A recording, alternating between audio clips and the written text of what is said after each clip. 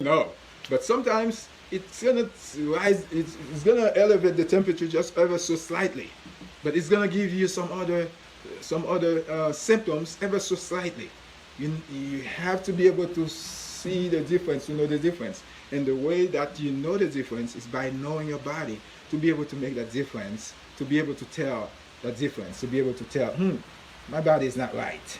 My body is not right, even though it's a slight difference, but my body is not right. And that's when you are in tune, that's when you're aware. And that's why the practice of mindfulness will help you to really find that connection with your body that will really help you to be the best, to lead your best life, your best health. So the next thing is I want to touch on is hydration. The caffeine can lead you to dehydration. Caffeine is a diuretic. Some of you may already know this. Some more than others, especially if you're not an avid coffee drinker and you just start.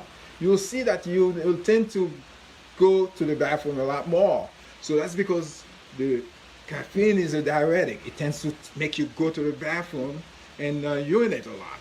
So as a result, if you're not keeping up with the replenishment of the water intake, then you end up finding yourself getting dehydrated.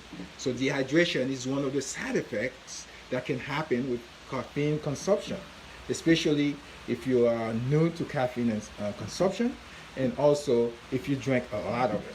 So be aware of that, be cognizant of that, and seek to replenish your fluid, your water intake, as you are consuming the caffeine. As a rule of thumb, I tell people if you drink 8 ounces of caffeine, you should plan to have 3 times as much in water. So 8, so about 24 ounces of water for every 8 ounces of caffeine. So that's kind of a fair balance to have, all right? And so with that, you will be able to replenish your fluid intake, your body hydration, so you will be less likely to be dehydrated. And what does it mean to be dehydrated? You feel thirsty, you feel tired and sluggish, you're not as mentally clear, and so maybe a little bit dizzy. Those are some of the signs that you may be getting dehydrated. Your lips are dry, so you have increased skin turgor, and so those are some of the signs that tell you, hey, I may be getting dehydrated here. Let me go and replenish my water intake. Let me get more water in. Okay, so it's very important, very important. And so the next side effect I want to touch on is electrolyte deficits. So you get behind your electrolytes. The electrolytes, your potassium, your essential electrolytes, I should add. You're talking about your potassium, your magnesium, those electrolytes that are essential for your body, your normal body functionment, especially your heart functionment, because the heart is a muscle. The heart is a pump, but primarily made up of muscle. And the muscles, in order for the muscles to contract, to do what they need to do, potassium and magnesium are very essential to the normal functionment of the muscles. So caffeine, especially when you are in the diuretic phase, when you urinate a lot of what happens is you lose a lot of your potassiums. You lose a lot of your magnesiums along with that. So with that, you ought to be aware of that so that you can replenish. But really, it's better to just not lose those potassiums, really. I mean, not mess the natural balance of your body. For the body is really sophisticated. The body has a way to maintain that equilibrium, to maintain that balance. God, the higher God, as the great engineer, has been able to put in place such a mechanism that your body is able to really strike a balance. But if you are, consuming so much of the caffeine, so much of it, that your body goes into overdrive. It's no longer able to maintain that balance, and that's where you start having deficits in your electrolytes, and that's where that can have deleterious effect on your heart function. So primarily the way to combat that is to really stop from losing your electrolytes by really trying to consume as least amount of the substance as possible. Talking about nicotine, talking about the caffeine. And if you do, then you want to increase the way to replenish your electrolytes is really increase your water intake and also increase your food intake. Now, I'm not talking about juices now. I'm talking about it's best to go ahead and do like eat foods that are rich in electrolytes like potassium and magnesium, things like foods that grow from the ground, like strawberries, bananas, and even apple. Those will be ways to really replenish your electrolytes as you are trying to cut down on your caffeine intake.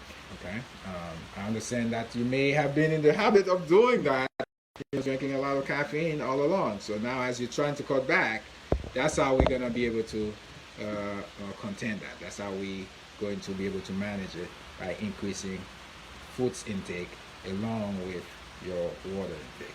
Okay. Finally, palpitations. So one of the other ways that the caffeine intake can affect your body, your heart in a deleterious way is by causing you palpitations. And palpitations comes when you are experiencing an extraneous heartbeat. Normally, our heart is in rhythm. Like I said, our greater God creates us in a very uniform fashion. That is, we have all the systems in place to keep us in what is called homeostasis, and also have us in a normal, well-balanced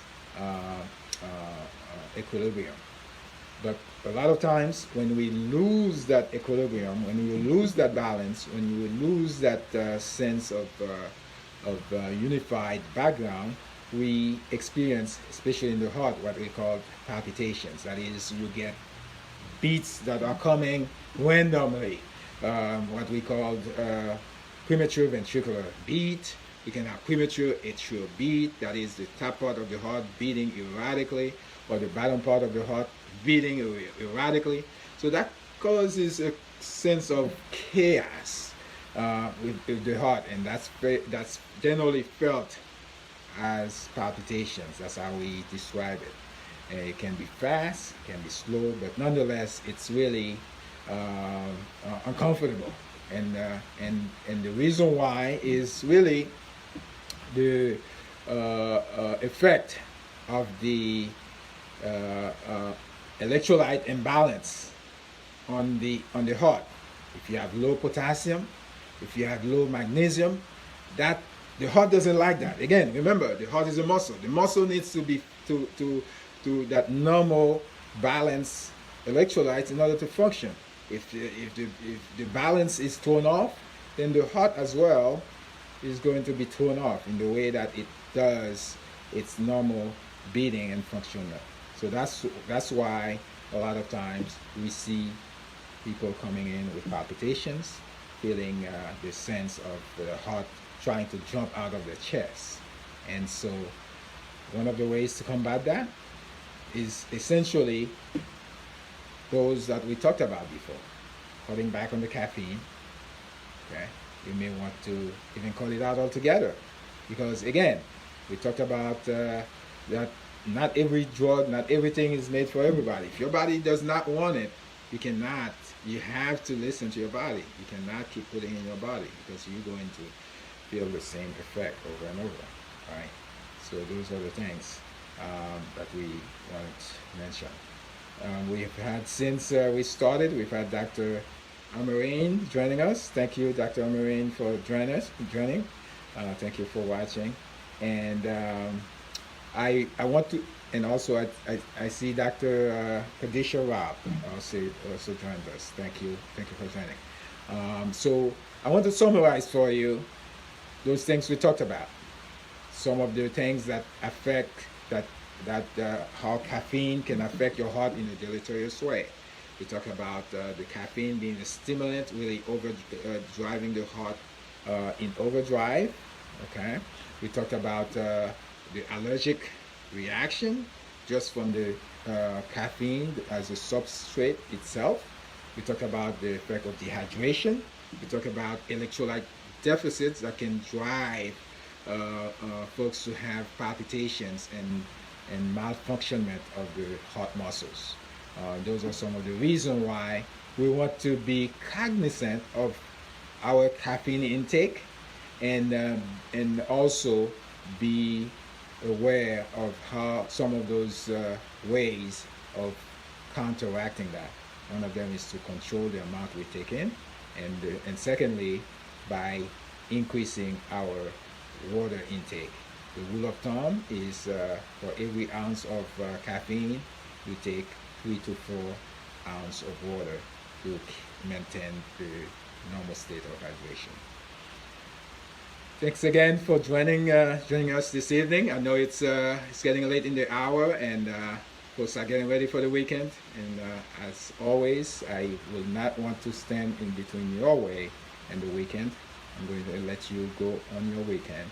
But again, I am Dr. Corrielus, board certified cardiologist, CEO of Corrielus Cardiology, and national wellness speaker. I help men at the prime of their lives to live the best time of their lives while protecting them from dying of heart disease. Follow me on my website at Corrielus Cardiology. It's www.CorriellusCardiology.com. See you next time.